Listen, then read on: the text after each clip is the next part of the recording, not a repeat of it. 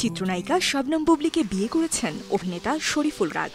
কিছুদিন আগে এমন গুঞ্জন রটে, বিভিন্ন সংবাদ মাধ্যমে লেখালেখিও হয়। তবে বিয়ের বিষয়ে দুজনের কেউই তখন কথা বলেননি। গেল রমজানে মুক্তি পাওয়া দেওয়ালের দেশ সিনেমায় রাজ বুবলীর কেমিস্ট্রি দর্শক মহলেও প্রশংসিত হয়। এরই মধ্যে হঠাৎ জানা যায় পরীমনির বাসায় গেছেন রাজ, আড্ডা দিয়েছেন, এমনকি পরীর রান্না করা খাবারও খেয়েছেন। তবে বাসায় যাওয়ার বিষয়টি নিশ্চিত করলেও পরীমনি জানিয়েছেন খাবার খাওয়ার মতো ঘটনা ঘটেনি। পরীমনির সাথে রাজের বিবাহ বিচ্ছেদের প্রায় 1 বছর হতে চলল। পরীর কাছেই বড় হচ্ছে তাদের একমাত্র সন্তান পূর্ণ। বিচ্ছেদের পর থেকেই রীতিমতো মুখ দেখাদেখি বন্ধ রাজপরীর। তবে সম্প্রতি পরীর বাসায় রাজের যাতায়াতের বিষয়টি স্বীকার করে পরীমনি গণমাধ্যমকে জানিয়েছিলেন কিছু গুরুত্বপূর্ণ কাগজপত্র নিতে পরীর বাসায় গিয়েছিলেন রাজ। এরপর থেকে জোর গুঞ্জন শুরু হয় এক হচ্ছেন রাজপরী।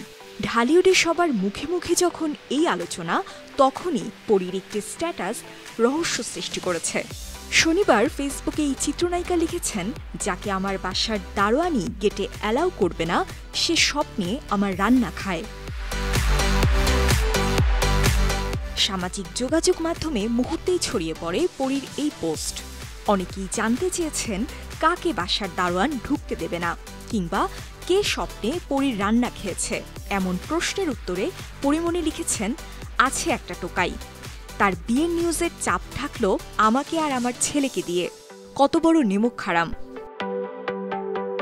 পরীমনি তার পোস্টে কারো নাম নির্দিষ্ট করে উল্লেখ না করলেও নেটিজেনদের বুঝতে কোনো অসুবিধাই হচ্ছে না যে প্রাক্তন স্বামী শরীফুল রাজের উদ্দেশ্যেই তিনি কথাগুলো বলেছেন।